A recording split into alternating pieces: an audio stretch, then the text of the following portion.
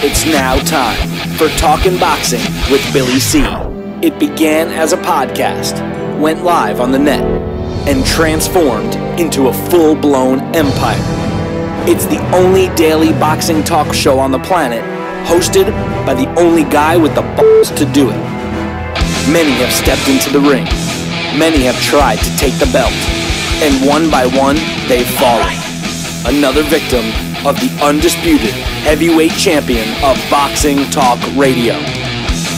Talkin' Boxing with Billy C is on now. My style is impetuous, my defense is impregnable, and I'm just ferocious. I want your heart.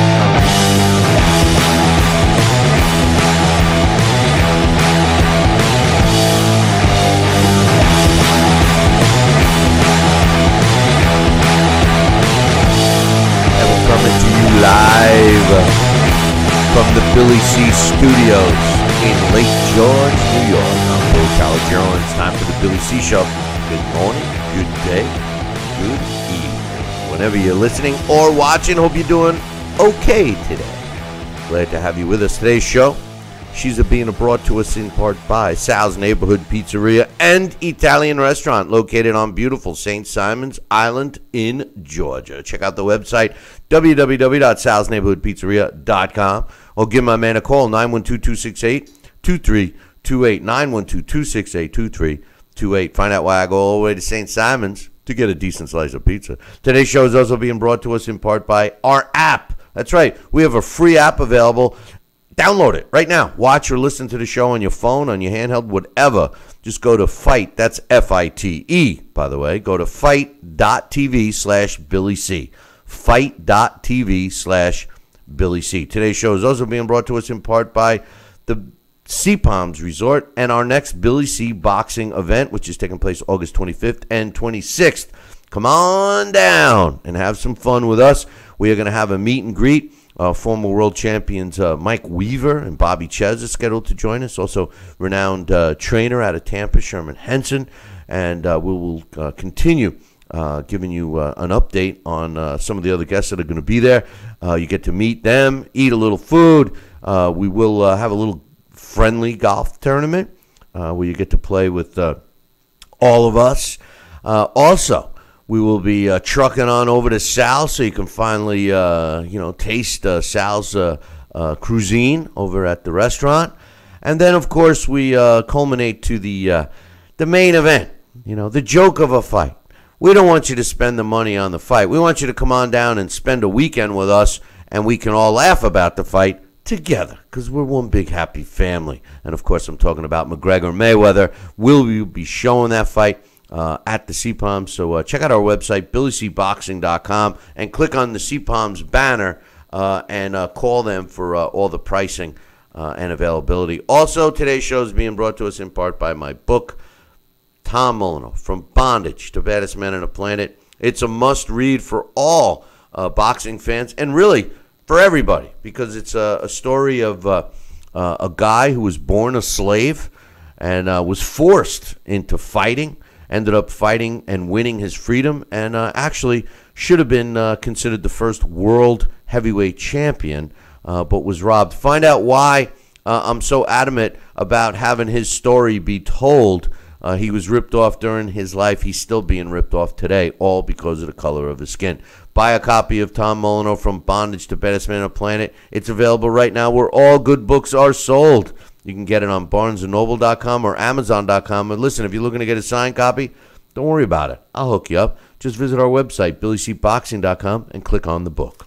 We got a bunch of stuff going on with the show today, as usual.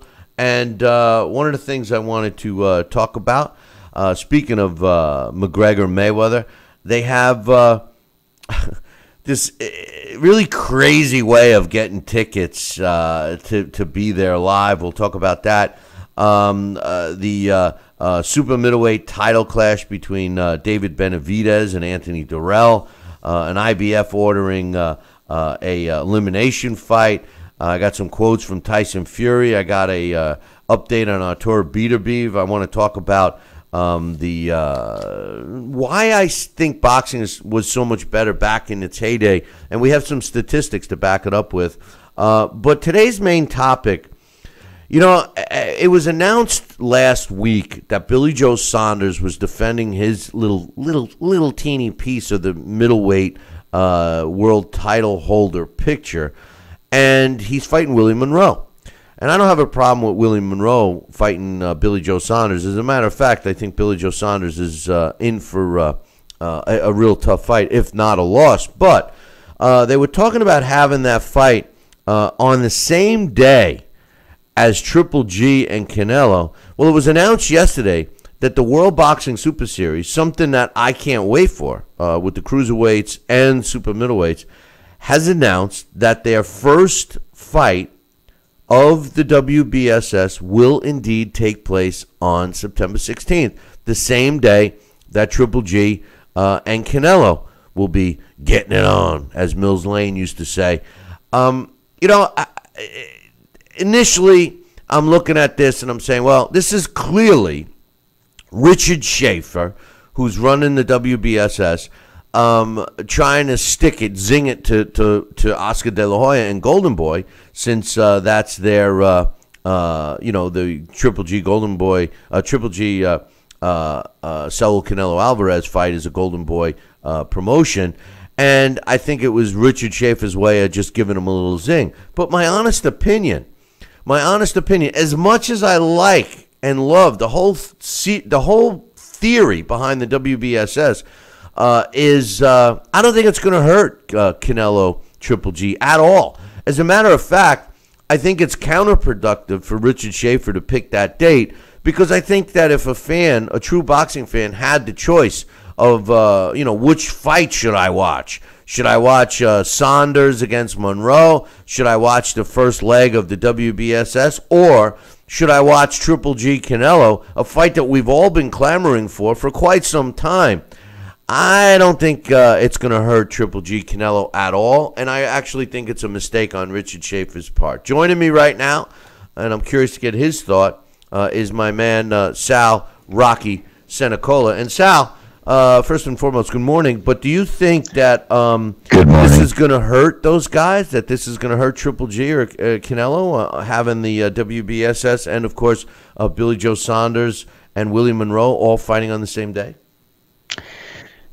All I could think of is the scene from The Godfather 2 when Hyman Roth is talking about Clemenza and he says, small potatoes. Ow! It's not going to hurt. No, everyone knows what fight they want to see. And this is the biggest fight that we're going to see this year, in my opinion. And I'm so excited about this fight. I don't care who else would be fighting. And they could have probably put the Conor McGregor and Mayweather fight, and I think it would have put a dent in there. But the boxing purist, the real fight fan, is going to have all eyes, or both of their eyes, on the Triple G Canelo Alvarez championship bout of the world. I think you just hit something on the head, whether you meant to or not. I always hit. Yeah, I know. But the truth of the matter is that the boxing fans, which predominantly will watch, Canelo, Triple G, and the WBS. I mean, most pure boxing fans are looking forward to that. I'm sure Billy Joe Saunders against Willie Monroe, fans are going to want to see that too. Yeah, but they got their pool of fans. But as far as Conor McGregor against Mayweather, that's going to attract more than just boxing fans. So I agree with you. I think that that fight would have hurt Triple G Canelo in a sense, for the casual water cooler fan that likes to just watch the biggest events, because I think some of those guys are going to be watching Triple G Canelo. But that would have been the only fight that might have hurt them. And since they were all fighting in the same city of Las Vegas, they were not able to have it. It made no financial sense to have it on that same day. So I agree with you there. Nobody's going to listen. All of us, we can't wait to watch Canelo Triple G. I mean, I can't. Both of them officially started their training camps. I feel that they've already been working and training and getting to where they got to be, but they both officially have started their camps. That's a fight I can't wait for, Sal. Absolutely, and yes, they keep themselves in shape. They'll go for a run. They'll stretch. They'll hit the gym once in a while just to loosen up and keep the muscles supple and loosen and things. But they now look at a couple of weeks before the fight, and now they go to camp. They have their outlined plan to make sure they peak around that date, so they don't overtrain. And so they've been. You try and keep yourself in shape year round, and you watch what you eat and everything else. And now these stallions are going into the Thoroughbred Stadium to do their final training for the next 8 weeks or whatever it is. What's that, muscle supper fra diablo? Is that a new dish that you guys have? Absolutely. For you, we're going to do the fra diablo. I don't eat seafood, but I like fra diablo. Hey, we had a seafood au gratin the other night. It was very good. We put a lot of different seafood in there, shrimp, scallops, lobster, clams. I can keep going, man. Yeah, it was so good. It was over a nice linguine. Yeah, well, see, that's good for people who like seafood. I don't, so I'd be. You'll be serving that. I'll go. I'll have a slice of pizza, please. So, but anyway, yeah, I think that the I don't know if hate is such a strong word, but the hatred that Richard Schaefer probably has towards Oscar De La Hoya and Golden Boy Promotions, and he's just trying to give him a little zing here. But I think I don't think it's going to hurt him. I think it's going to hurt. I think it's going to hurt Schaefer more. If I'm Richard Schaefer, I want as many people as possible to watch WBSS, and I certainly don't want to compete with a fight that most fight fans have been crying for a couple of years now. And really, when you look at it, it's a 50-50 fight. People are going back and forth with who they think is going to win. It's certainly not a circus BS fight like McGregor Mayweather. It's a real fight. And you said it's going to be the best fight of the year. Well, I'll tell you what, if it is, then that means it's going to surpass Anthony Joshua Klitschko, which in my opinion so far has been the best fight of the year. So really we've had a couple of good, meaningful fights, substantial fights, significant, if you will. And I just think that that the WBSS and Richard Schaefer are making a mistake here. Well, I think they are as well. And, I think they could have worked with several other dates that might have we wouldn't be talking about it this morning. But the bottom line is, it will cover and carry their fans, the Saunders fans, and they'll look at it. And depending on the timing too, I mean, are they going to both go on at 11 o'clock or 10 o'clock or 8 o'clock? Who knows? Maybe one's going to be during the afternoon, late afternoon. One's going to be at night. Yeah, that is the case because the first fight, the WBSS on September 16th, the first fight will be taking place at the Echo Arena in Liverpool. So that means technically for at least here, for people here in the States, and I don't mean to, turn it like everybody in the boxing world is on, looking at it from, the United States point of view. But the truth of the matter is you're right. People here in the States would be able to watch both. They could watch the WBSS in the afternoon, and then later that evening watch Triple G Canelo. I think it's just going to be harder for the fans on the other side of the pond to do the same. Well, and I'll tell you what, you're going to have them. I'm sure Triple G's contingency and family and friends, they're probably flying over if they're still over there, and they're going to be. I think there's going to be a significant crowd of his supporters from across the pond, and I think that. Here, I mean, he's known enough here to have the drawing power here of what he does. I mean, he's not a stellar sellout crowd, but I think, we don't have to worry about Canelo Alvarez because Canelo Alvarez is just below the border here, and all his supporters are domestic in the United States or Mexico. So not all of his supporters. He's got a worldwide base, but I mean, I don't think it's going to hurt, Bill. I don't think it's going to hurt. No, I agree. I think it's going to be almost like a warm-up to the warm-ups. It's going to be a pre-fight. I agree. As a matter of fact, Richard Schaefer may be thinking along those exact lines, that he'll pick I believe up, he probably is. He said, hey, let's get the whole day of boxing. No, that he'll pick up people waiting to watch the Triple G. So good point. We're going to take a short break. We'll be back in 2. Billy C will be right back.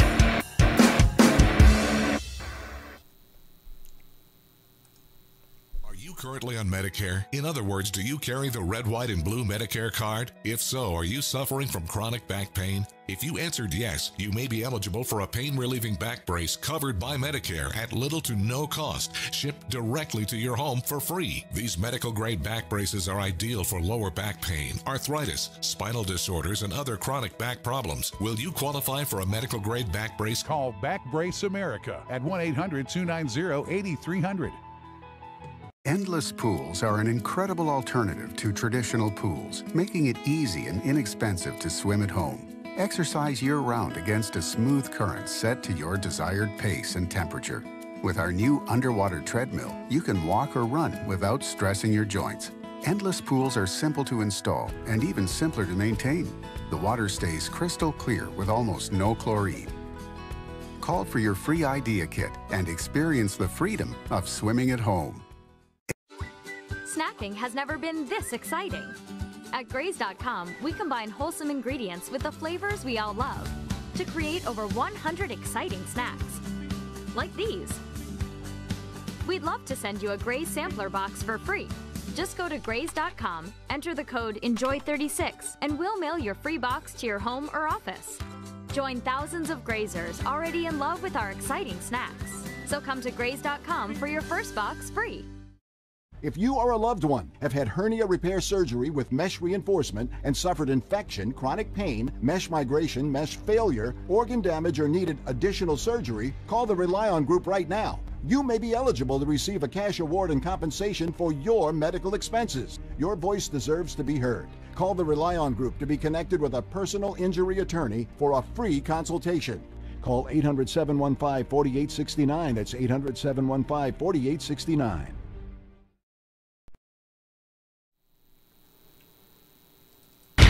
Check out BillyCBoxing.com now, or feel the wrath of the mighty mustache. Oh, that hurts! Why are you doing that to my face?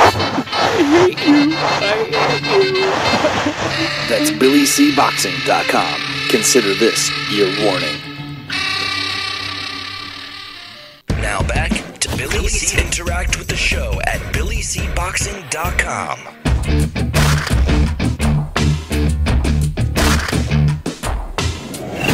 And we're back. You're watching and listening to the Billy C. Show. Glad you could be with us. And speaking of being with us, don't forget to be with us on August 25th and 26th. We're going to be on beautiful St. Simon's Island at the Sea Palms Resort for a Billy C. Boxing get-together. Visit our website, BillyCBoxing.com, and click on the Sea Palms banner and give them a call. Tell them you want the Billy C. Boxing package, and come on down and have some fun in the sun with Sal and I and a bunch of celebrities and other boxing fans. So looking forward to that. And Sal, I think that to be honest with you, I think that Richard Schaefer might very well be using Triple G, Canelo, and / Golden Boy Promotions to help bolster his numbers by having people that are waiting to watch Triple G Canelo and be able to tune into the WBSS. Maybe that was his whole plan all along, and not try to compete, but try to steal some of the viewers. I believe that would be the route, and I'll tell you what. He can try to, it's like here's my analogy. Since I've been down south, I've been invited to these Kentucky Derby parties, and we all dress up in our Derby hats and regalia and bow ties, like some referees try to do in between rounds and take too long to tie. And we go and we drink mint juleps and we have food, and we're waiting for this one event to take place at about 6 o'clock, and we're doing it all day. Well, this is the warm up, come together, let's have a little event, a party all day, and let's not get this wrong. I mean, people are going to plan their day. If they're a fight fan, you're going to say, hey, well, we got the Triple G Canelo Alvarez to World Championship fight tonight. We're going to plan our day, and we know where we're going to be at that fight time. Hey, well, there's another fight this afternoon, so let's get together a little earlier. Let's enjoy a whole day of boxing, or hold this and that, and plan our day around that. So he'll pick up some fans there, and they'll have their little time and party and afternoon and food, and so I think it's a pretty neat way to parlay one fight card to another. So I think he's looking to do just that, parlay. You know, I want to give my man Marlon Starlin a shout out. He's in the Facebook chat or Facebook room right now. My man Marlon. We want Marlon to come on down. Marlon, come on down. I was a big fight fan of Marlon Starlin. I remember him. Marlon Starlin is a class act. Should be an international boxing Hall of Famer. We talk about him on the show a lot. And my man is watching the show on Facebook Live, and we'd love to have Marlon come on down. Marlon, give me a call. But listen, you know, the truth of the matter is, Sal, I got to know a question. You've now, for the second day in a row, you've referred to a mint julep. What the hell is a mint julep, man? What is it, a mint julep? It's a mint julep is a bourbon-based drink made with mint and bourbon, and you know, the Kentucky bourbon, henceforth the Kentucky Derby, the best bourbon in the world, is made out of the clean water running on the limestone and brick rocks of Kentucky. I'm going to bastardize this whole damn thing. I have no clue, but it is made. It's a whole process of making a drink, and it's served with a leaf mint, and it's a bourbon. It's nice. It's sweet. It's in a chilled glass, and I haven't had one in about a year and a half. But that's basically the gist of it. Like I said, I'm going to bastardize the recipe. So anybody else that wants to write in the chat room what they know about a mint julep, go right ahead. Well, but, it is. It's a neat thing. It sounds like you have a couple of those, and you're. Forget about it. You don't care what horse wins. Yeah, that's what you say. What the horses are running? The horses are running. What? You know. But anyway, it was announced. It was announced yesterday that for the joke of a fight, McGregor Mayweather, that fans that want to go and watch the fight live, which you know, might be the best scenario, I guess. I mean, to feel some of the energy from the other non-boxing fans that are going to be there. But you got to register. You got to pre-register, basically, to get on a list to give you the opportunity to buy tickets. You know, I don't understand why they're making it so difficult. I mean, I get it that they're trying to make the maximum money and eliminate, you know, ticket scalpers and secondhand ticket sales type organizations to you know, getting their hands on the tickets. But I mean, I don't know. It sounds pretty complicated. You know, maybe they're just, you know, hoping more people just buy it. What do you think on that? Bill, I'll tell you what, I learned in sales 101, especially my years of selling life insurance with Northwestern Mutual Life, Sun Life of Canada, and Guardian. And, you know, let me tell you, New York Life, those are my major companies that I represent, and I love them. And I learned and went through their training management programs. And one thing we always learned in sales was people will always go along the path of least resistance. That means if you want to get to point A to B, just walk that line. Don't get bothered by the secondary, tertiary, and everything else coming at you. So the bottom line is, you know what? If I want to go see a fight, I'm going to go to this. I'm going to wait in line, buy a ticket, and go. I don't have to want to go online, buy this, get this reserved, and everything else, because you know things change and happen. So again, go along the path of least resistance. You're going to make it more difficult by trying to make it simpler. Here's how they do it. My opinion. Here's how it works, and they're trying to eliminate ticket scalpers. So a fan has to go and request an offer code and a link in order to buy tickets. So you got to buy them online. So in order to receive the code, you got to be verified through a registration process.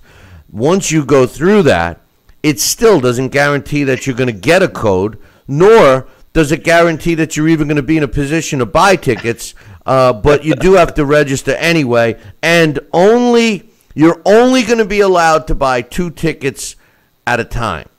I'll go through ticket scalper. They're really banking on this being a crazy thing.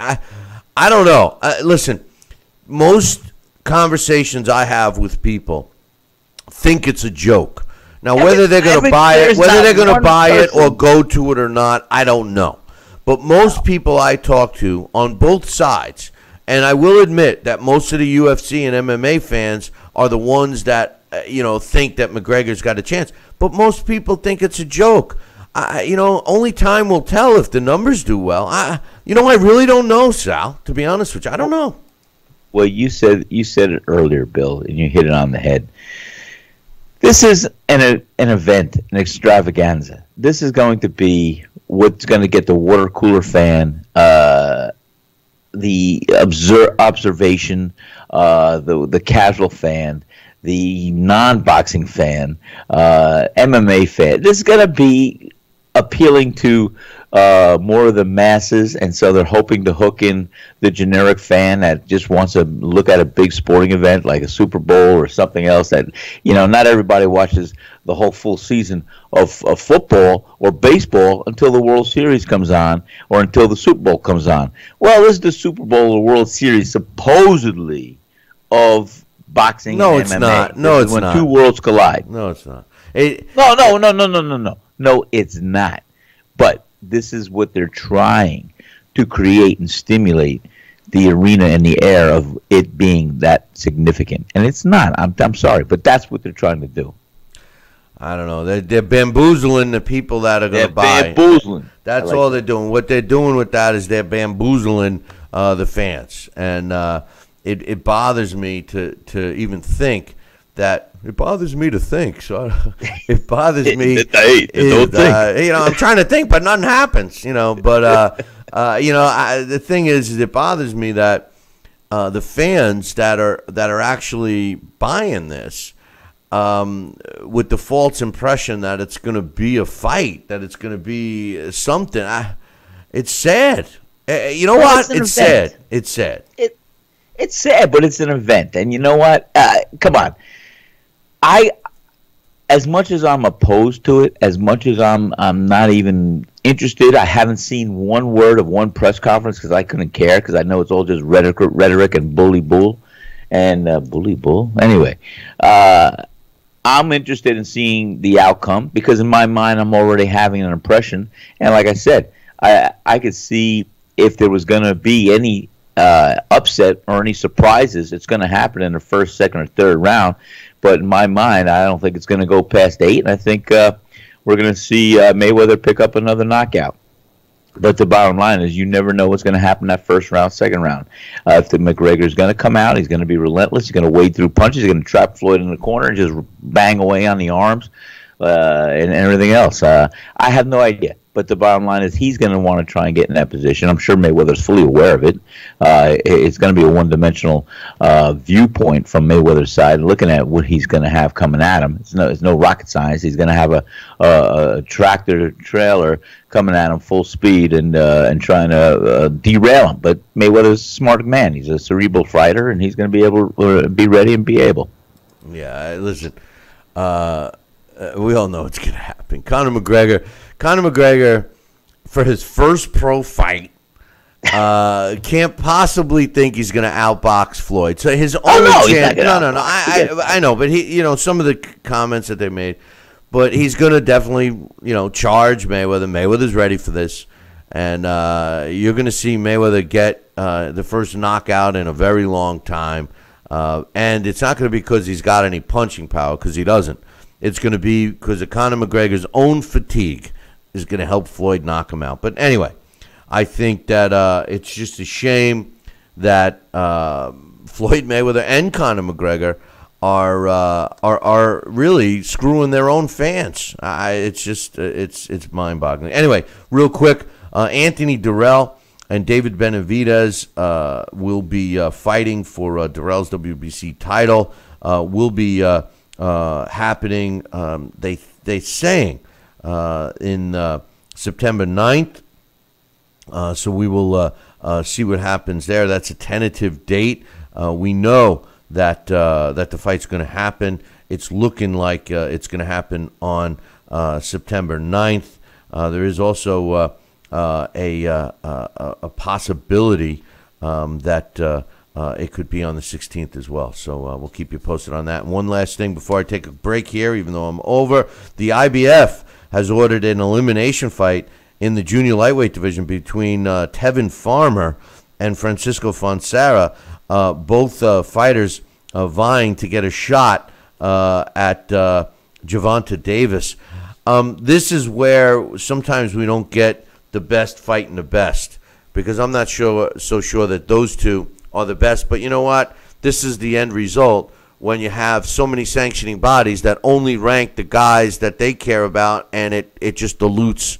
It dilutes. It dilutes. It dilutes.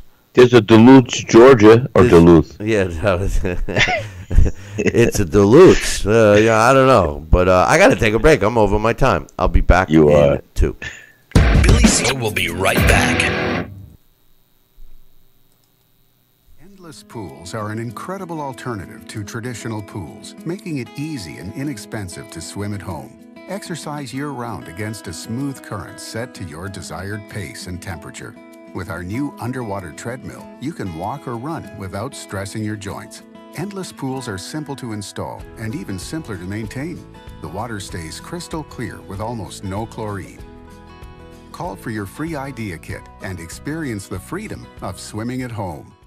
Are you currently on Medicare? In other words, do you carry the red, white, and blue Medicare card? If so, are you suffering from chronic back pain? If you answered yes, you may be eligible for a pain-relieving back brace covered by Medicare at little to no cost, shipped directly to your home for free. These medical-grade back braces are ideal for lower back pain, arthritis, spinal disorders, and other chronic back problems. Will you qualify for a medical-grade back brace? Call Back Brace America at 1-800-290-8300.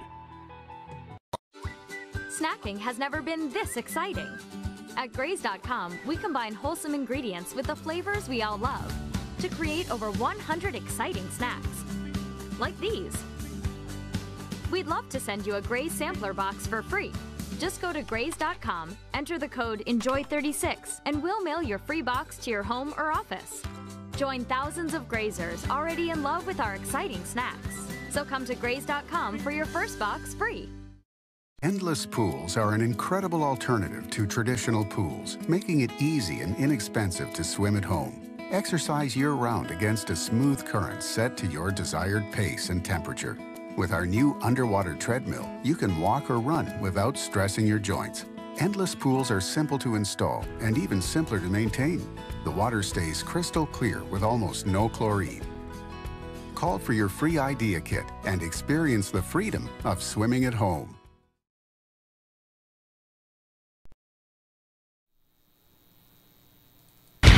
Check out BillyCBoxing.com now, or feel the wrath of the mighty mustache.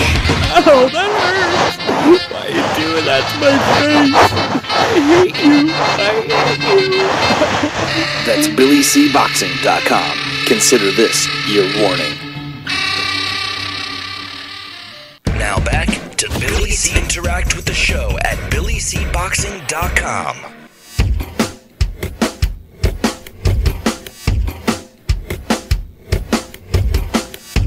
And we're back. You're watching and listening to the Billy C Show. Glad you could join us. Don't forget, if you're watching on one of the feeds, if you want to get the same feed that goes up to the television networks, visit our website, BillyCBoxing.com, or just go to our YouTube page, youtube.com/talkinboxing. That's TALKINBOXING. You'll get the full version of the video. Some of the other streams, including the Facebook live stream, is just one camera shot, and it's a cheesy camera at that. So if you're looking to get the high def and all that other stuff, go to our YouTube channel. And speaking of Facebook Live, I'm in there chatting with my man Marlon Starling, and we got to have Marlon come on the show again, Sal, because he's a great guy. I mean, Marlon Starling has to be one of the most, and I know I'm off topic, but Marlon Starling has to be one of the most underrated all-time great fighters in the history of the sport, you know, and it pisses me off because this was a guy. And listen, Marlon will be the first to tell you. If you look at his record, there's only one of his. I think he's got 6 losses on his record, 5 or 6. And of all of those losses, he only lost 1 fight, Sal. He will admit that he lost 1 fight. He's done it. We've talked about it. He's done speeches for us. He's actually a Billy C. Boxing Hall of Famer. I mean, all the other fights he was robbed.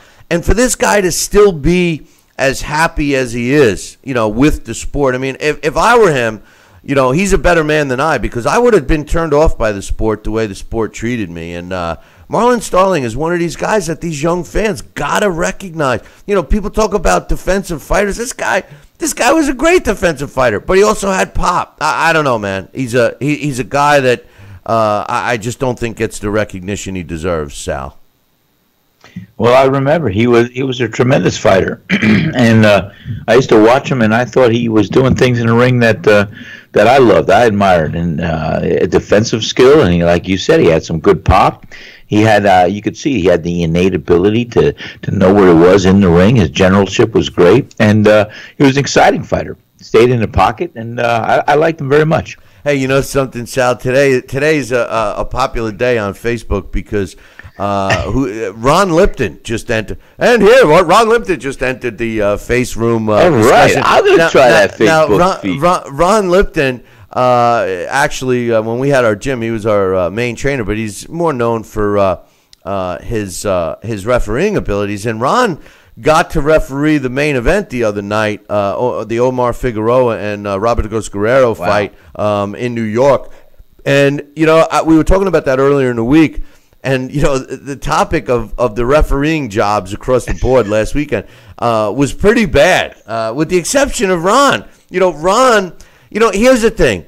What Ron did in that fight was what you would expect referees to do. He knew that Robert Dos Guerrero is a world-class, multi-division world champion, and he gave Robert Dos Guerrero as much opportunity that was available without putting Robert Dos Guerrero in danger. And I agree. I know that we say a lot, Sal, that it's better to stop a fight too soon than too late, which I do agree with. But on the other hand, there's a certain fine line that only the good referees can walk, trying to determine, do I stop this fight now? Do I let this guy continue? It's true. And I felt that Ron did a good job the other day. What do you think? Well, I think he did too. He's a professional, and that is solely a real lonely call, because you're going to have both sides throwing tomatoes at you in some way, shape, or form. And like the other night, I thought they stopped that fight prematurely with the cut on the guy's cheek, whatever. It was under his eye. It sure bled. The Castellanos. Castellanos, yeah. And I thought, I looked at it. I mean, I've had cuts. I mean, I begged the doctors not to stop the fight. This one took 38 stitches. It was across the eye. I couldn't see nothing. But Don Turner was in my corner. Don put some stuff in there and made sure that adrenaline patched it up. And man, but I'll tell you what. I thought that cut below the eye was not jeopardizing his well-being or his vision and his sight, and I think that they may have stopped it a little early. My opinion. Yeah, no, I got some emails. Let's get some emails out of the way. Let's do it. But this one's from Jesse. He says, hey, Billy C. and Sal, I read that Anvil Yildirim is going to be one of Canelo's sparring partners. Does Anvil fit Triple G's style? I don't think so. I mean, he's an aggressive fighter, but I don't think he's got the skill set. I mean, I don't know. If I'm well, I guess he is a bigger fighter, but I don't know. I don't know. It's going to be hard to get someone to when you're fighting at this level. I think it's hard to really get somebody to truly emulate your opponent. I think you can get sparring partners to do similar things.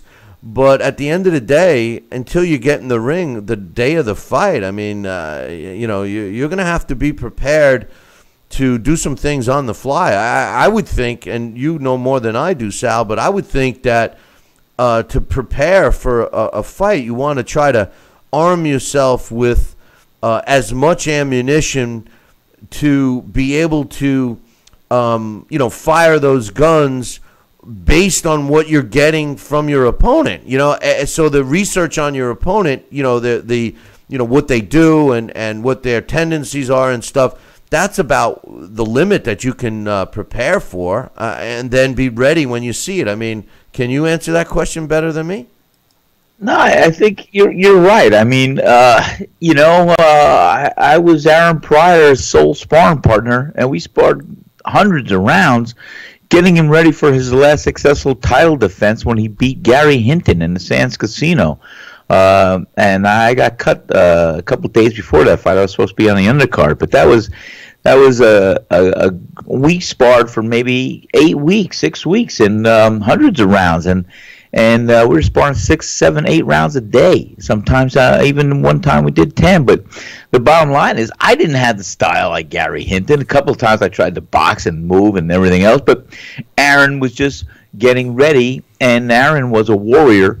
So even though I tried to emulate Gary Hinton where I could, I'm not as large, tall, and I did try to box a little bit, but I was just trading and punching and doing what I had to do, staying in the pockets. So Aaron was getting his reflex and his timing and seeing and doing all of what he needs to do. So he was ready, and he went in the ring, and like a heart of a lion, he beat Gary Hinton that night and retained his championship. So a fighter will prepare in the ring. Yes, you do try to get somebody that can emulate a style of your opponent. But all in all, you're going to have multiple sparring partners and give you a round-off view of what you're going to be facing in the ring. And but it's going to be your reflexes, it's going to be your counterpunch, it's going to be your boxing ability, it's going to be all in all coming together. And so it might have some merit to get somebody that emulates the opponent, but again, you don't know what he's training for either. So Jesse goes on to say, hey, Billy, Miguel Flores' loss to Avalos, does it put him to being just a challenger more than a contender? I think that it's an interesting question, because I think that that's one of the problems that we have today with the sport of boxing, especially when a fighter loses a fight. Just because you lost a fight doesn't really end your career, and I think that the fact that fighters today are so overprotected, and I say this all the time, and we were talking about this yesterday about Deontay Wilder, a lot of times it's not the fighter's fault, it's the management, the promoter, who hinders the fighter from fighting tougher fights because they're trying to protect their which equates to value in today's sport, which I don't agree with. And they may be making their smoke screen value go up, but their boxing value, their ability to fight at a higher level is restricted. And I think that was a case with Flores. Does it change him from a contender to just an opponent? No. I think that he might listen. All fighters that lose, especially when they step up, if they use that as a learning tool, gain something from the loss, make that loss work for them in a positive way for their next fight, it can only help. If they mentally can't handle the loss, and that's some of the problem we have today, our young people. We're so fragile mentally. We say this all the time, Sal. Participation trophies for every kid on the team. Well, we don't keep score. Come on. We're creating a weak mental attitude. And then now, you fast forward into a sport like boxing, and a fighter loses for the first time and he's mentally crushed. You can't have that. These guys got to use these losses as a incentive, as a motivational tool.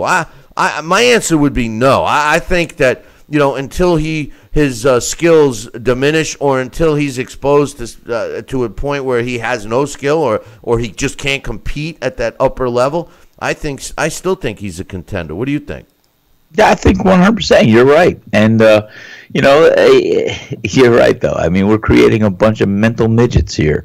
They can't take adversity, or they're going to be, it's the fight or flight syndrome, Hey, you got to bite the bullet, bite down, and go forward and balls forward and learn and come back. And that's what a good fighter does. He takes that O and he learns, why did I lose this fight this time? And so you capitalize on the mistakes you made, or a superior style that was giving you trouble with your style, and you look how to counter it, and you go to school, and that's how fighters come into their own and evolve and are all around good fighters. The last point Jesse makes in his email is, he says, "Hey, Billy, I read an article that Wilfredo Benitez is homeless and he's in major need of help. I can't believe boxers like Floyd Mayweather and Canelo Alvarez and other fighters who are successful don't help legends like Benitez. I mean, if they're willing to spend money on gold chains and $1 million cars, they can afford to help fighters like Benitez."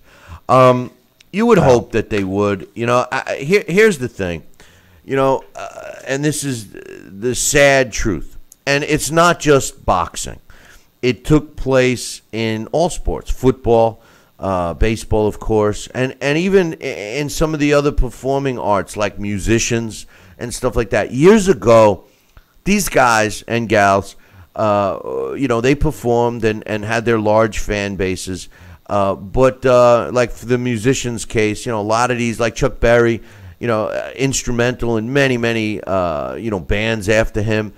He didn't make the money he should have. He was bamboozled by the record companies, etc. Well, sports are no different. Especially boxing, a lot of these fighters from years gone past, would fight their whole careers. They would have money while they're active, and as soon as they were done, poof, the money was gone, and they had nothing set up. And for years we blame, the fighters didn't know, they were robbed, they were this and that. Well, those guys, those fighters that were taken advantage of, that didn't benefit from the fruits of the business during their careers, are the reason why guys like Floyd Mayweather and Canelo Alvarez and Triple G and AJ and Klitschko, etc., all these modern fighters that are successful, that do know what to do with the money. The reason why they do know, and Lennox Lewis is another great example, is because they saw what happened to these guys, and they saw what mistakes not to make. It's the same thing. As humans were developing, somebody ate the poison berry, and then everyone said, "Hey, by the way, Fred ate that poison berry. Don't eat those red ones. The black ones are okay. The red ones are no good." We learn from our mistakes. And as much as I would agree with Jesse on this case, where athletes of today should try to help some of the athletes of yesteryear that struggle, because without those struggles, without those athletes' struggles, and them learning the hard way and ending up not being able to benefit later in life, is the reason why the success rate is higher today. So my answer is yes. I do believe that these guys should help. Guys that are making as much money. I mean, the money that some of these guys are making, they could never spend. Now, Floyd Mayweather, I still think he's going to end up broke. He's showing that he doesn't, maybe he makes some smart investments, but he does waste some money. Luckily for him, he doesn't have a drug or alcohol problem. But who knows? But my answer is yes. I do think that they should help out some of these fighters, and not just the real known ones. The guys that were the opponents, they're the ones that suffer a lot more in a way, because nobody knows of them. There's many guys that have ended up on Skid Row from boxing and football and baseball, etc., and they get no help from anyone. So my answer would be yes. What's your thoughts on that, Sal? Bill, I'll tell you, it is amazing, because you look at a warrior, and I love Wilfredo Benitez. I mean, I think today he's still the youngest. He was 17 years of age when he first won the World Welterweight Championship. Correct me if I'm wrong.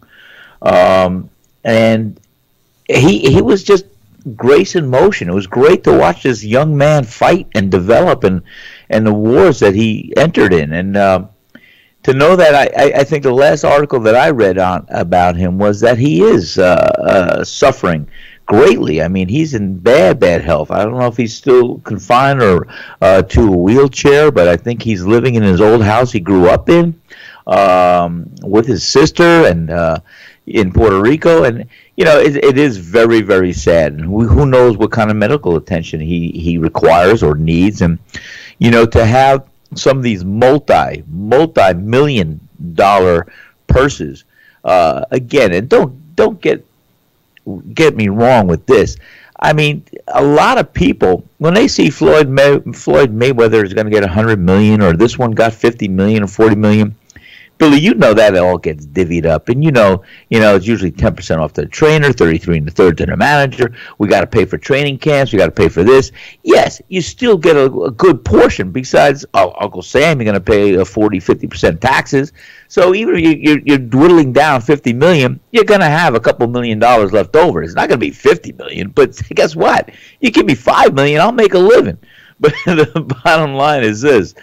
Yes, and they should be setting themselves up for the future with investments, with long-term care insurance policies, this and that. I'm going to start plugging insurance in 1 minute. But the bottom line is what they should also maybe think about doing is helping out some of these legends that they learn from, as you said, and that's exactly what happened. They learn from these guys that have given their careers, their lives, and their future and their state of where they are now to be the model of what you do not want to happen in your career. So I think it would be a unique thing to be able to give back to some of those needy fighters that are beyond the years of helping themselves.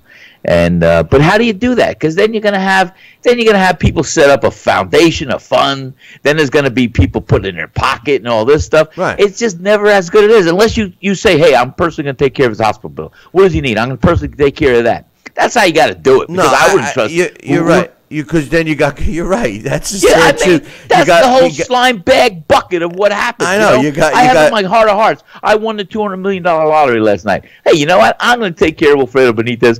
I'm going to give him $5 million. Well, we got to put a trust. We got this. Well, you know, someone's going to pocket $100,000 here. Someone's going to pocket $1 million here, and Wilfredo Benitez is going to get $100,000. It's right. No, you're right. Yeah, listen. You know, you're 100% right. And in Benitez's case, I think his sister became ill, who was actually caring for him. Yeah. So maybe that's why it's even gotten worse for him. Yeah. I didn't hear it, but you know, I had come up with this idea.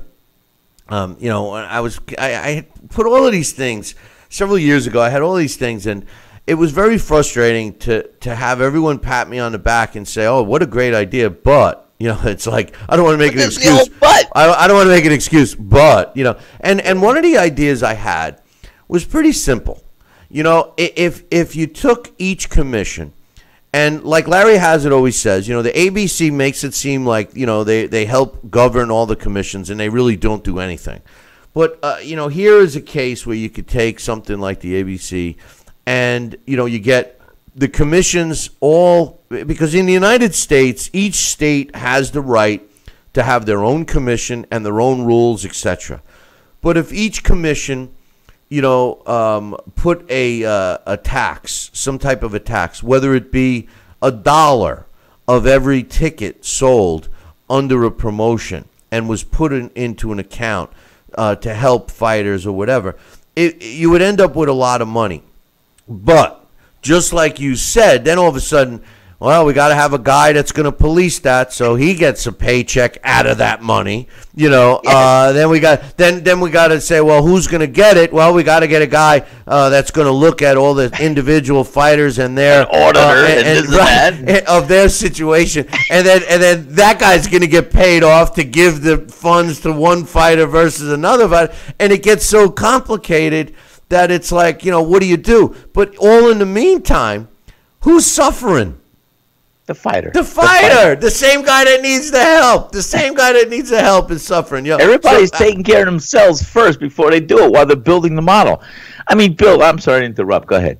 No, you're right. Okay. You're right. It's crazy. I remember when I was fighting in the 80s, there was talk of taking a fighter's purse and taking a percentage for a fighter's foundation for later on in life, or a pension or something else. There was talk and rumor, and basically a lot of fighters said, hey, you're not going to touch my purse. That's already divvied up. And, so it's short-sightedness on one side, and it's not seeing the big picture on the other. And, it's hard to say.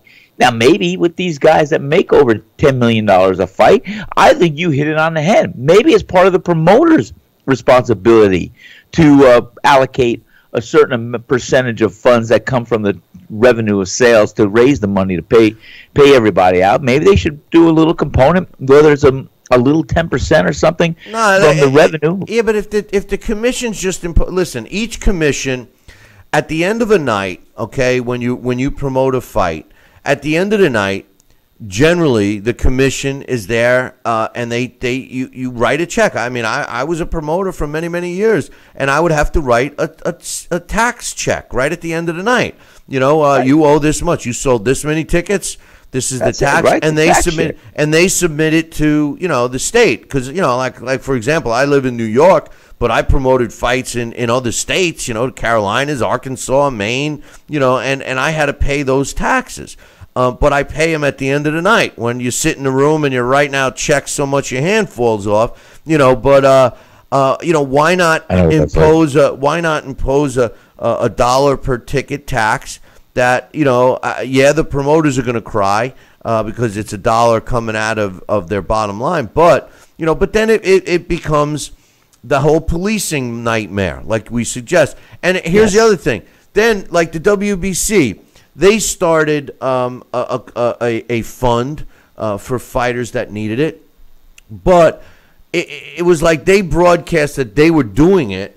And then it turned out that really they weren't putting any of their money in. They were just offering a vehicle to collect money. They were selling, they had dinners and fundraisers, and it kind of fizzled out. But my hang-up with that was that they were only focused on their champions. And champions, by the way. So, in other words, if you didn't become a WBC, and this is just, I'm not, bashing the WBC, especially since Mauricio Suleiman is my man. We got to have him back on the show. Pretty cool guy. But the truth of the matter is that they tried, but they were proprietary to just the WBC champions that needed help. And my argument is that generally a champion is the guy who made the most money. Whether they have it today or not is a whole nother story, and the reasons why they vary. But the guys that they had to beat to become a champion or get the opportunity are the ones that generally are in the most need, Sal. Well, it's true. It's true. And like Chicky Ferrari used to tell me, hey, you got to watch out for the best of the bad. That's who you need to have, because everyone's bad.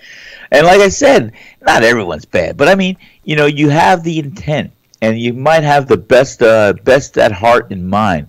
But like I said, it's going to trickle down. What's going to be the end result? Who's going to get this and that? Where are they going to get the revenue to do all this? It is what it is. Right. And I wish there was something they could really come up with, some kind of model that could benefit the fighters who are in need for it. And a simple solution, really. I mean, is, and I don't mean to toot my own horn, but the league that I put into place that focuses on, keeping the four major sanctioning bodies intact would resolve that. Because once you become part of a league, well, then the league becomes responsible for certain things, and retirement plans would be one of them.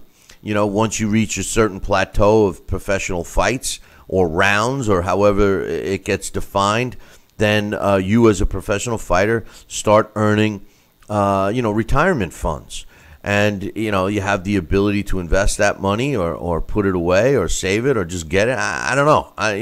But that's the only way to police it. Otherwise, everybody said, well, hey, they were ranked in our sanctioning body today, but they took a fight with another guy, so he's not ranked anymore. So now, he's not our fighter. And that's what happens. But anyway, I got one more email. We're going to read it as soon as I get back from the next break. We'll be back in 2. Billy C will be right back. Part of the Billy C Boxing Network. Snacking has never been this exciting. At Graze.com, we combine wholesome ingredients with the flavors we all love to create over 100 exciting snacks. Like these.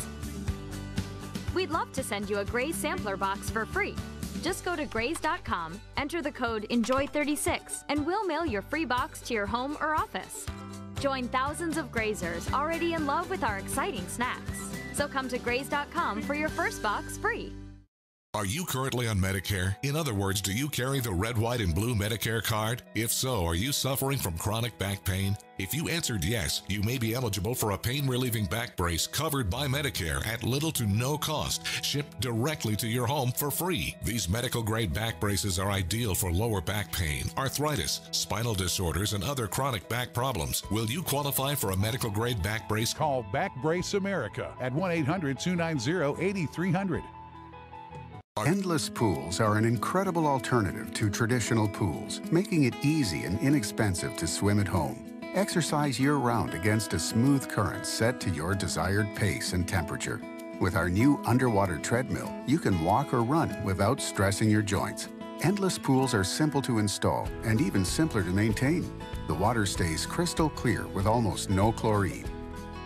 Call for your free idea kit and experience the freedom of swimming at home. Snacking has never been this exciting. At Graze.com, we combine wholesome ingredients with the flavors we all love to create over 100 exciting snacks. Like these. We'd love to send you a Graze sampler box for free. Just go to Graze.com, enter the code ENJOY36, and we'll mail your free box to your home or office. Join thousands of grazers already in love with our exciting snacks. So come to Graze.com for your first box free.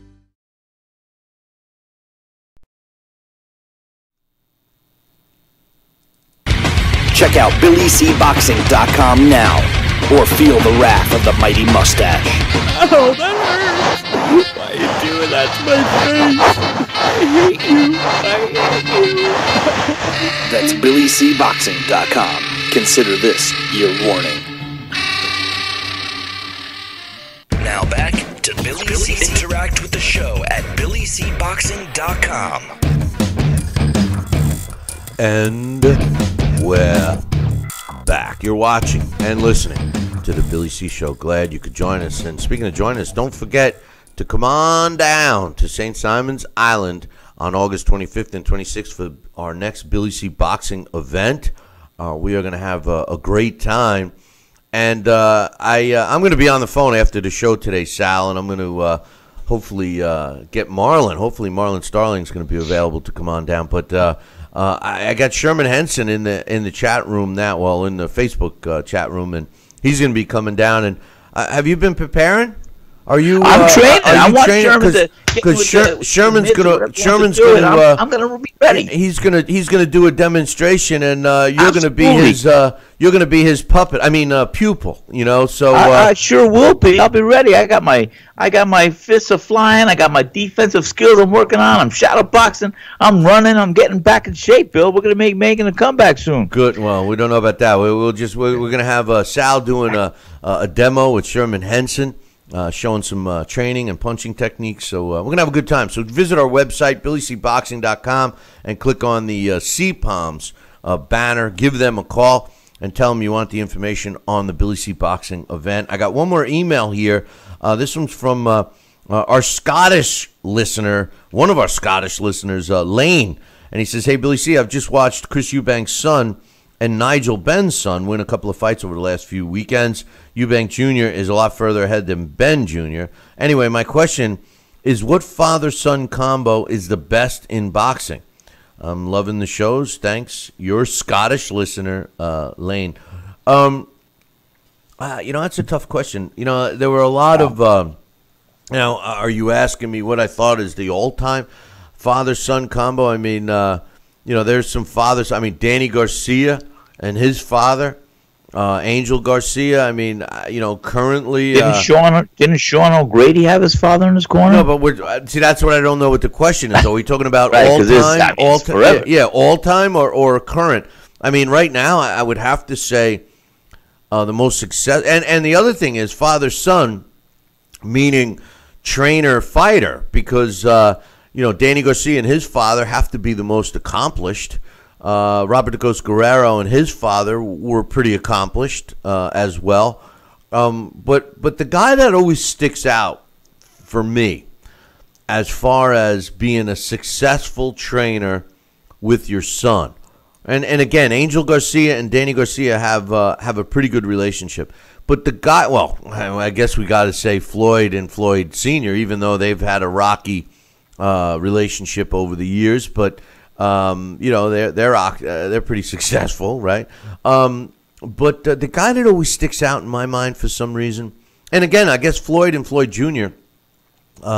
Would have to, be one of those father-son combos that you got to put near the top based on success. But the guy, and they weren't that successful together, but the guy that I always thought that understood the difference between training a fighter and training your son as a fighter was Buddy McGirt. I thought that Buddy McGirt handled it well, and I always thought, and what about Sean Porter? Sean Porter and his father? There's a lot of them. Sal, any thoughts? No, and I often think back, if my son Nicholas is going to be serious about this, I'd like to, definitely show him, and he seems to be serious, and I'm trying to train him a little bit right now. But it's interesting. I think that there's been some good combinations of father-sons, and you've got to be able to identify and see which ones are really doing a good job, and of course they're going to want to protect their own flesh and blood to a large degree. But then there's some that say, hey, I know my son, he can continue and do things, and so. I think it's a good balance, and I think it's a good vested interest in seeing some. But I don't know really of too many. Like I said, I go way back, and I thought Sean O'Grady had his father training him or in his corner for a while, and there were a couple of other relationships that I think worked out fairly well for a while. Well, but for some reason, I remember a lot of times there were breakups too. Well, the thing is you just touched on something that's the problem with father-son trainer-fighter relationships, and a lot of times, and only the guys that really the three that we're talking about right now that are active, that are very successful, Floyd and Floyd Jr., Danny Garcia and Angel Garcia, and Sean Porter and his father, they're pretty successful. I mean, they got the pedigrees, especially Floyd and Floyd. Sure. Yes. But the problem with that is what you just hit on. Sometimes when you're training your son or daughter, for that matter, one of two things happen. Either you're overprotective or underprotective, and that's where some of these relationships in the past haven't worked. Floyd and Floyd Sr., they've overcame some personality conflicts. We still, that's the big question mark with Floyd Jr. We don't really know how he would have acted or, reacted in a situation where, he was beaten up badly. Maybe he gets dropped. Maybe he barely makes the count. Maybe he's got a severe cut. I mean, the guy hasn't had to go through that. He says he'll never quit. He's got the heart. He's got this and that, but he's never had to prove it. We have to go by his word because he's never been in that situation. So that's a good thing, too, never being in that situation. That's a good thing, sure. Yeah, we got to give him the benefit of the doubt. But some of these other father-son trainers, when they go through that situation, how do they react? Are they stopping a fight because they're watching their own kid get beat up? Or are they pushing the kid too much because they're trying to live through the kid? I mean, it's it's not an easy thing to be successful at that, Sal. No, and you hit it both right on the head because it's both sides of the spectrum. And if I look at all that I went through and the exchanges and the blows and everything else that I did, I would never want my son to do the same. And but that's just it. I feel I'm lucky to be alive. I mean, some of the things I've done in my life, like anybody cutting through the forest. I mean, I was a daredevil. I was off the cuff. I did things that I'm lucky to be alive. And to think that my son could do things like that and walk away from them, I'm saying, you know what? I hope he doesn't hear stories of what I used to do when I thought I was Evel Knievel on a motorcycle and things like that. But it's crazy. So I think a father in the ring in the corner is going to have one of those two sides. Either saying their son could take that endurance and pressure and he's not getting hit too much or hurt, I should say, not getting hurt too much. He can come out of it. He's going to go through it. Or the one that's going to say, hey, you know what? He's had enough. Let's pull him out. So, yeah, Coach, it's hard. Coach in the chat room just brought up another good one that, I should have mentioned, Vasily Lomachenko and his father. You know, and, that was good, and Floyd Patterson and Tracy Patterson, according to Coach, which, I'm going to believe him because he's pretty good with the facts. He says they were the first father-son to win a world title together. So anyway, interesting stuff. That's a tough question, but thanks for the emails. Don't forget, if you take the time to drop me an email, we'll take the time to read it. If you got a question, comment, concern, just drop me an email. Billy at TalkinBoxing, TalkinBoxing.com. A guy named Mike Silver wrote a book several years ago called The Arc of Boxing, The Rise and Fall of the Sweet Science. That was the title of the book. And I should be getting royalties. I promote that book so much. But basically, the bottom line on that book was that it basically was saying that, it wasn't like this captivating read. It was more like statistics. And that's what I loved about the book. Because basically what Mike Silva says in his book is that boxing was better years gone by than it is today. Except, every generation says that. We say it all the time here. We're, people are always talking. In our case, because Sal fought in the 80s, we always have a tendency to refer back to late 70s, early 80s, and people look at that as the last great era of boxing, etc. But, a lot of times we do that because it's our comfort zone. But in Mike's book, he took and used numbers, some facts. And some interesting facts were like how many licensed boxers there were in 1946 compared to 2006. And it was amazing to see the differences. But there was an article written last week about how many total boxing events there were last year in 2016. And the top 10, California had the most, 92. Texas had the second, 57. Pennsylvania had 41. Florida had 29. West Virginia had 28. New York had 27, except they had dropped from 49 because they incorporated that crazy law about the insurance, remember? But Nevada, who everybody thinks is the mecca of boxing today, they had 23. They've dropped this year. North Carolina, 22. Oklahoma, 20, which surprised me. And Colorado really surprised me, 19. Anyway, the whole list, you go all the way down. Your state of Georgia had Jersey? 6. What's about Jersey? With Atlantic City? That has to have New some Jersey. numbers up New there. Jersey had 10 in 2016. New Mexico had 10. There was a lot with 10. But here's my point. If you take and total all of the fights that took place across the United States in 2016, total them all up, from the most, which was California with 92, and then aside from all the states that had none, like Alaska, Hawaii, Delaware, North and South Dakota, Vermont, and Wyoming, Idaho had 1. If you take in total all of the fights, they won't equal what the state of New York had in 1 year in 1946.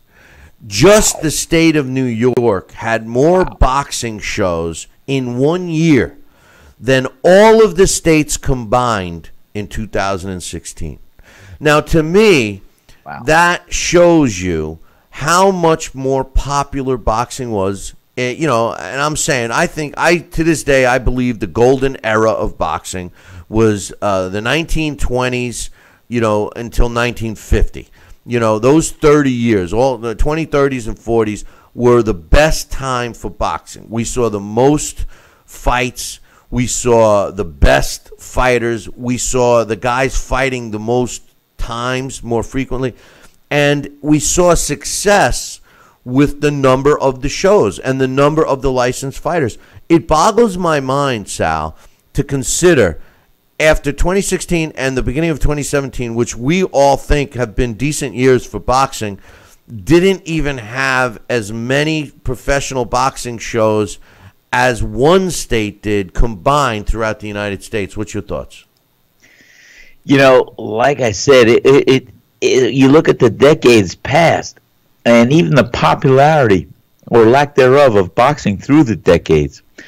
I mean, in the 70s and 80s, it seemed a lot easier to recall the fighters, the contenders, the champions. I thought I knew every one of them because the majority of them, a lot of them, I should say, were either domestic from the United States, maybe South America, Mexico, and Puerto Rico. Henceforth, 20, 30 years later, we have a world stage. There's champions whose names we're still learning or people are still being introduced to because they don't see them on a daily basis like they did under a microscope and heard their names when boxing was on Saturdays and Sundays, Wide World of Sports or Sports World or this, that, and everything else on a weekend. And it was there for showcasing domestic and some international bouts. So it's a different stage today. And the interest level. And again, we also have to look at the fact that maybe there is other sports or other things that some young athletes in the United States have been gravitating to, or maybe just given a little bit of apathy towards boxing. I don't know.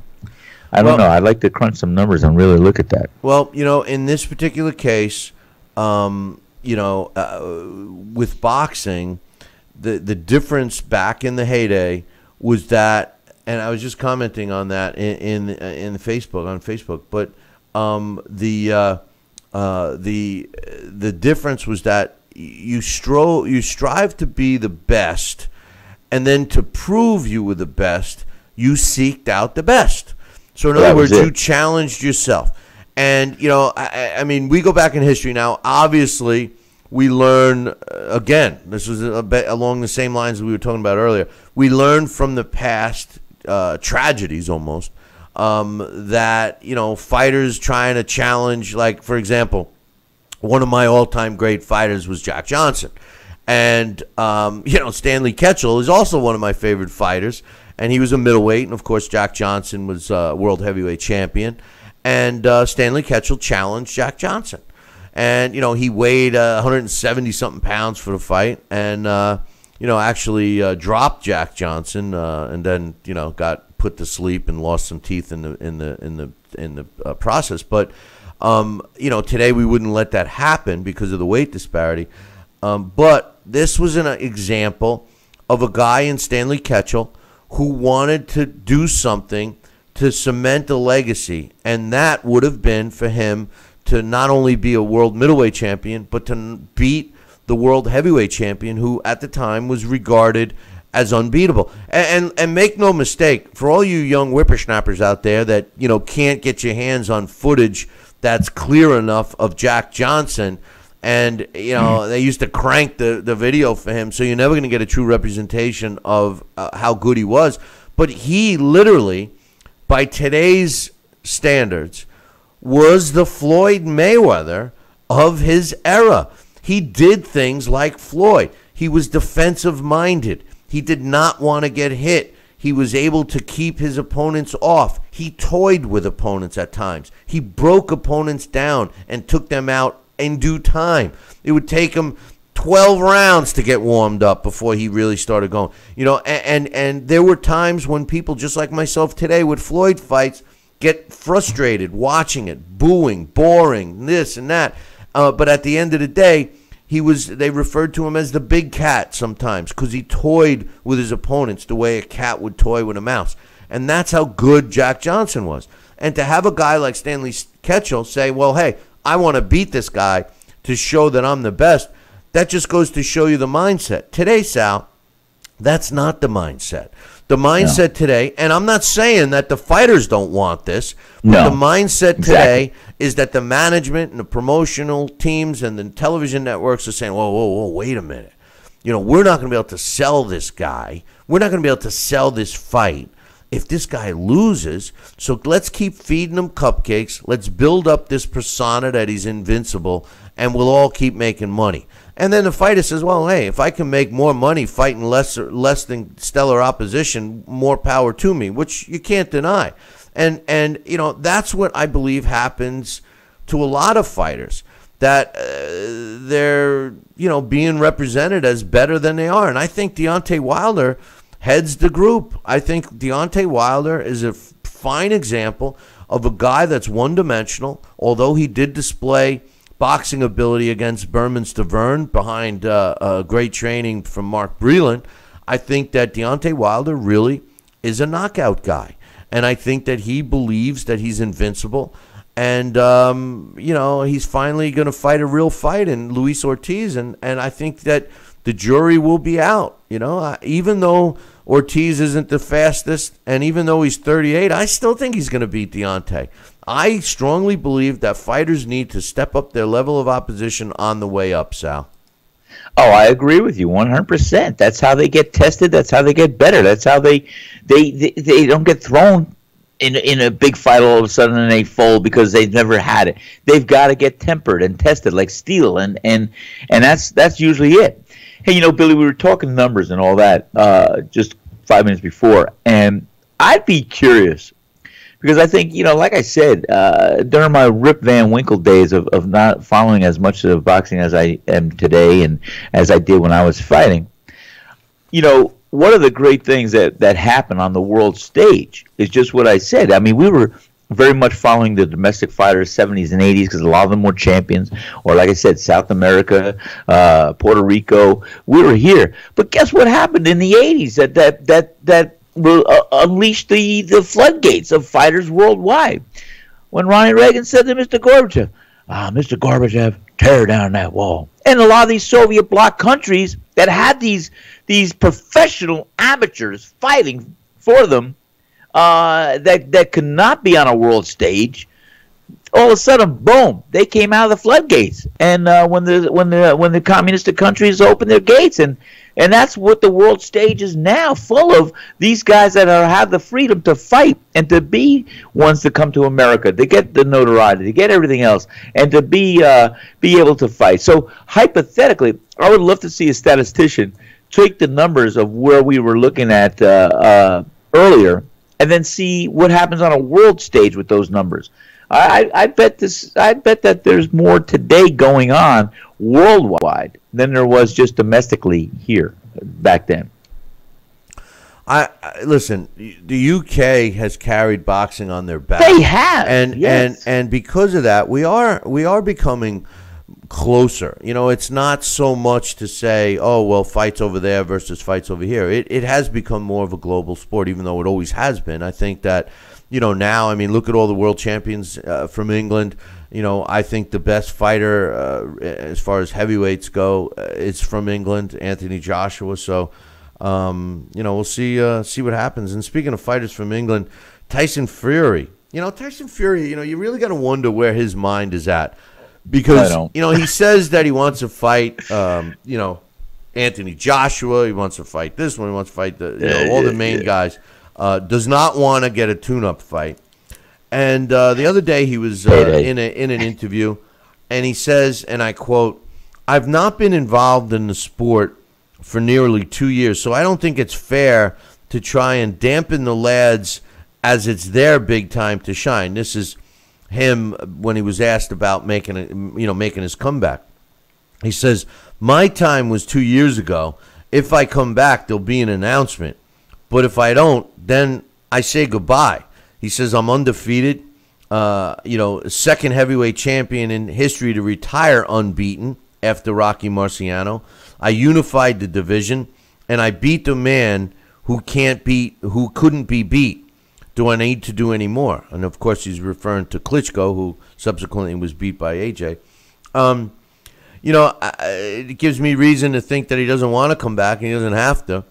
But he also stumbled, whether he did it purposely or not, on a very important statement. And that is the only significant, and Floyd Mayweather right now is, parading behind the 49-0, and he's soon to be 50-0 after he beats Conor McGregor in August. But the value of a heavyweight retiring undefeated is where it was at because of the simple fact that any heavyweight, whether they're considered good or not, has the potential of putting his opponent to sleep, no matter how good they are. And the significance behind Rocky Marciano's 49-0 record was just that. And the only guy to come close to it, the only guy that you got to give credit to be one fight away from tying it, was Larry Holmes.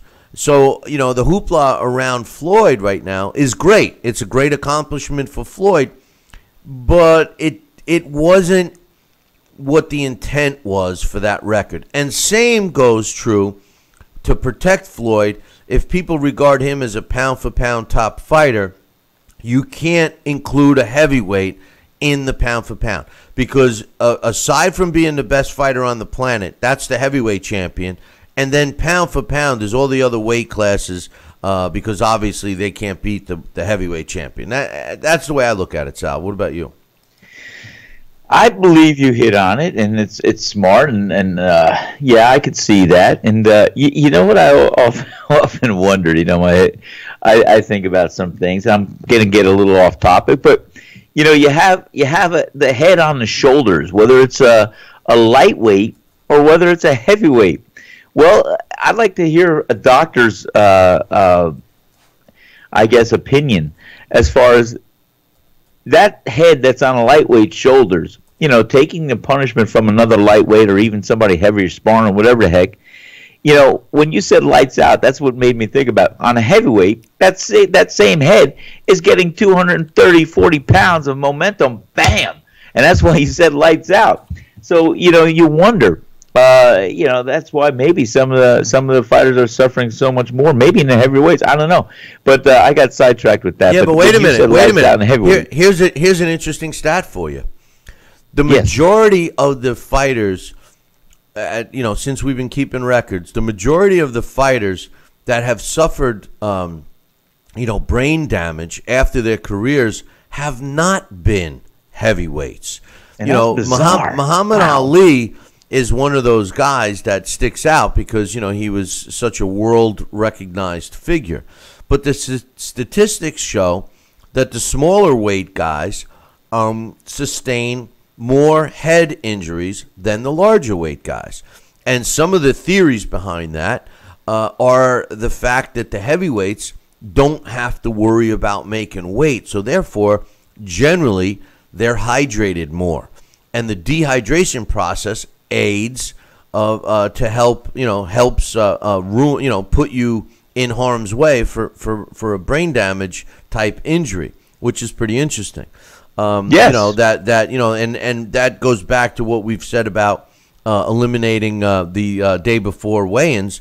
If we had same day weigh-ins, you would have fighters that are fighting at more close to their comfortable weight, and therefore we would have true weight classes. So. It's interesting there. And another thing that statistics had shown was that a fighter that's 175 pounds actually has the knockout power to knock out a guy 100 pounds heavier without, losing anything in return in terms of, themselves being knocked out. That there was that jump from 160 to 175. Those fighters that were 175 were actually not in any additional danger by fighting a much bigger man, which I found interesting as well. So, I mean, listen, we've become a world of research and research and statistics, and you made me think. Every time you talk, my mind goes back into to think about other things. So you stimulate a lot of my thought process here, and I would think that someone would, being the statisticians out there, with aside from the wars that we've seen with Joe Frazier, Muhammad Ali, and some other notable heavyweights that have had those fights that they fought like lightweights. But I would wonder if somebody had statistics of over a career, or what's the likelihood, and you got to count a lot of punches, that a heavyweight fight, maybe they're not landing as many cumulative punches as that might occur in a lightweight fight or a middleweight fight. Because a lot of heavyweights rely on that big one thump or whatever. I'm not saying everyone, but I'm just saying, like I said, with the exception of the Muhammad Ali, Joe Frazier trilogy, those were wars and battles, and those were big exchanges. But I'm wondering if the punch count and the punches received and exchanged on a lighter level is cumulative more so than it would be on a heavyweight level. And that's why some of the damage on the lighter weights has occurred. Yeah, well, my man Marlon Starling in the Facebook, whatever they call it, I guess just commenting, he believes that the weigh-in should be, like us, and most people that we talk to, he believes that the weigh-in should be the same day. And by the way, for all the affiliates, television and radio, we are not taking a break here. So in case you're looking for a break, we ain't taking one. I believe that what's happened, and Roy Jones Jr. said it during the broadcast last week. He's like, well, that's part of the game. That's part of the business, And right. and the thing is no, it's not. I disagree with Roy. Yeah. And the reason I forgot what he was saying. Well, no, they were talking about Max Kellerman made up this exact point. He says they were talking about the Castellanos Jezreel Corrales fight, and they were saying, look how much bigger Jezreel Corrales is, and they said he dehydrated, he put on all this weight, and et cetera, et cetera. And Roy says, well, that's the way the business goes. And I disagree. I think that certain people, just everybody's different. Their body makeup is different, right? Some people can run faster than others. Some people are more susceptible to pain than others. I mean, just little things that make us different. And one of the things is the ability to dehydrate. Some fighters can dehydrate and regain 10, even 20 pounds overnight of fluids and eating or whatever, and others can't. A great example of it is Canelo Alvarez. Canelo Alvarez can make 154, and fight night he's 175. Julio Cesar Chavez Jr., when he could make weight, he was able to balloon up too. Other fighters can't. And I think that if we want true representation of weight classes, if we really want it, I mean, geez, we got 150 weight classes. If we really want a true representation of a weight class, then we should have same-day weigh-ins, just like you said. It's a funny story. I don't know if you guys know this. I'm sure me and Sal have talked about this before. But when Sal made his comeback, his Guinness Book of World Record comeback a couple of years ago, up until what? I think it wasn't even 2 weeks before the fight, Sal still thought that the weigh-ins were the same day. We had to say, oh, no, Sal, the weigh-ins are the day before. Wait a minute. So the funny thing is that I believe that the safety of the fighter it's more safe for the fighter to have the same day weigh-in. Now, there were some political reasons why.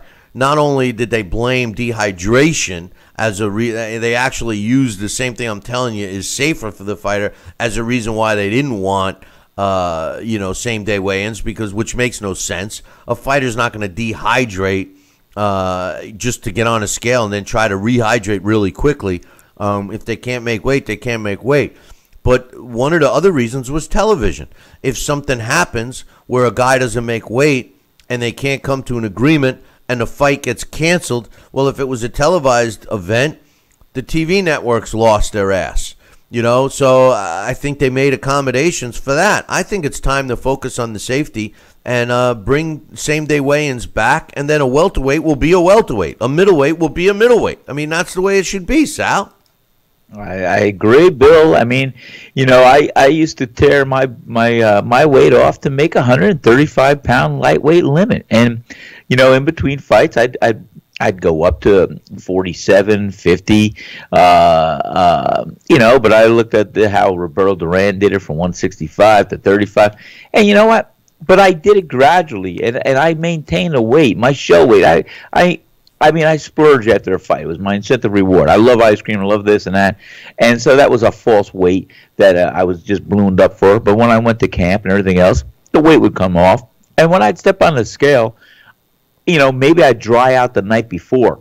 I wouldn't drink any fluids maybe from 6 o'clock the previous night, and we'd have weigh-ins that next morning. And I'd be able to drop the last few pounds and no problem. And I'd have my bottle of Gatorade and a banana and other things. But I never ate like as we say, a gavone or a caffone, as you say in proper Italian. I just adequately rehydrated myself. I had a little bowl of pasta at maybe 3:30. I had some fruit and maybe a whole wheat toast, a baked potato throughout the whole course of the day. That's and I wouldn't eat after like 3 or 4 o'clock. Same thing I did with this last fight coming back a couple of years ago. And so I wasn't looking to pack on pounds and rehydrate and do this what I could do in 24 hours. I mean, someone's going to have to look at a rule of that. That's also putting a stress and strain on your body when you're 20 pounds heavier in 24 hours and you're putting yourself in the ring. I don't know, Bill. I'm an old school, same-day weigh-ins. That's what they should do. It's funny because we don't even know. We've become a world of statistics and research. We don't even know what the repercussions of having day before weigh-ins are yet, especially on the fighters in the lower weight classes, because they've only been doing it for 20 years.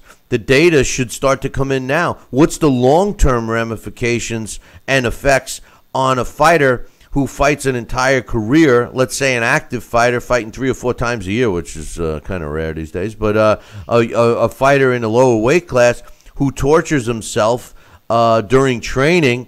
So even if he's fighting 3 times a year, how many months for 3 fights is he in the gym training? Probably at least half a year total, you would think. And what's the long-term effects on a fighter that's putting his body through those drastic changes? I mean, that has to put your body in shock for some length of time. And what's the long-term effects on that? I think that some of those results should probably be looked at. Some of these bigger sanctioning bodies like the WBC, who likes to do this type of research, maybe focus on that. Maybe the same-day weigh-ins is safer, which we believe, but maybe there's some data that can back that up instead of just opinion, So, I mean, we don't know that. It's a good point, Bill. Very good point. I try. I'm on your side. I want the same-day weigh-ins. I think that was a smart way to go. Me, personally, I like to eat as much pizza as I can, and I don't worry about my damn weight, because I'm an old, fat, balding guy. I don't care. I know the women. Hey, listen, the women love me being a fat, balding old guy. They love it. They love it. Funny. One of the times I told you this story, and I hope Bobby doesn't mind my sharing this because it was an old thing here. We were training. We were in, I think it was Lou Duva's gym on Scrollwood Road in West Patterson. Bobby Ches and I were training, and we were fighting in Ice World the next show, and we were training together for this fight, and we're up in that gym, and it was the day before the fight. Bobby's a little heavy. I'm a little heavy, and after we left the gym, Bobby said, "Hey, let's go to my buddy John's Pizzeria. Let's get some." I said, "Bobby, I'm 5 pounds overweight. What are you talking about? I gotta go home and put on my rubber suit or something."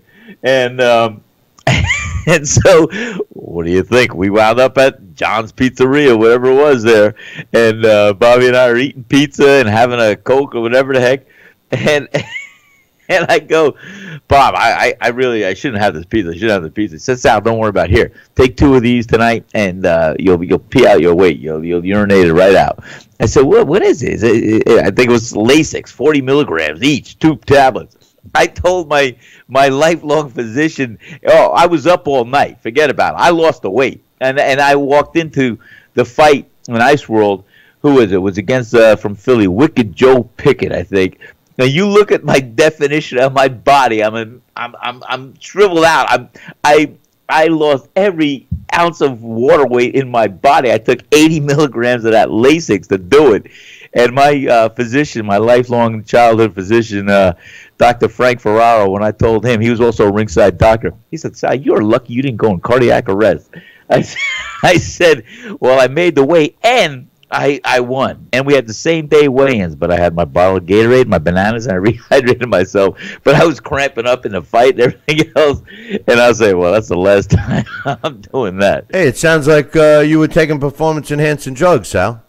Well, it was Lasix. I guess, I don't know. I got to check VADA and see if that's on their banned list. But anyway. But oh man, that's funny. That's funny. Hey, at least you threw those slices down. So, I threw the slices down, the Coca-Cola down, and that's and man, I'll tell you. But the worst thing is, I was up literally all night. I couldn't stop urinating, and it was crazy. And then I get on a scale, and yeah, I was 130 pounds, 135 pounds. I forgot, but man, I'll tell you, it was a tough fight, and it went the distance. I won the fight, thank God, but that's the last time I subscribed to that method of losing weight. 130 pounds. I ate 130 pounds worth of white pizza with pepperoni and garlic last night. Anyway. Next time you're in a pizzeria. Next time you come in, you'll see, the fight I'm talking about, Wicked Joe Pickett. You look at the definition on my body and how you could see my muscles coming through my skin. I had no more fluid in me. I looked like a frog. It was like my legs and everything else. It was unbelievable. Yesterday you looked like the frog with the green outfit on. Hey, I just remembered something. I don't think I've ever tried a white pizza at your place. You got Billy. It's the best. Let me tell you something. The white pizza, I invented. I came up with this whole this pizza is the greatest. One of the white pizzas I do, I'm going to build for you. You're going to love it. I call it the Marshall, the Fletchy Pie. And as you know, we have the Federal Law Enforcement Training Center right by us. And they're a great group of men and women. They're our first-line defense. You have all the government branches training here. And they are great supporters of my restaurant. I love them. And they come in every day and night. And so when we first opened up back in 2009, January 5th, it was a Monday, we had some good success. And then that summer, after the schools go back here August 1st or so, this was August, and I had a phone call. I was just closing up. Rini left, and I was there by myself and cleaning up. It's about 12 o'clock at night. I'm walking out the door. The phone rings. I answer the phone, and guy says on the other phone, he said, hey, we're a bunch of federal marshals. We just pulled into town. We hear you got the best pizza. We haven't eaten all day. Can you do us a favor and serve us? I said, well, guys, my ovens are down. It's 12 o'clock at night. I'm just leaving. But I'll tell you what. You got about a 25-minute ride here. I'm going to turn the ovens back up for you guys. And you come over here, and we'll have a beer, and we'll make some pizzas for you. So, and that's exactly what I did. And I used my white sauce for the first time. It's like a buttery olive oil-based garlic chop sauce that's phenomenal. And we built the pie up there. Put the mozzarella. I put dollops of ricotta cheese. I did the onions. I did the mushrooms. I put some margarita seasoning and drizzled with olive oil. We baked that pie. It was phenomenal. We made 3 more. And I told the guys, if I ever put it on my menu, it's going to be known as the Fletzy or / Marshall Pizza. And it's one of our biggest sellers, Billy. I'm going to make that pizza for you personally. I'm coming now. I'm ending the show right now. I'm hopping in the car. Hop in the car. You think I'm kidding? It's phenomenal. No, this pizza is I'm telling you, you've never had this taste, and I promise you, when you taste this pizza, it is phenomenal. As long as I don't have a strong desire for donuts and coffee after I eat it, like the rest of the cops, then But anyway, I am gonna hop in the car, and I'm coming down to Sal's to get some pizza right now. So make sure you guys tune in tomorrow morning. Same bat time, same bat channel. Until then, ciao, baby.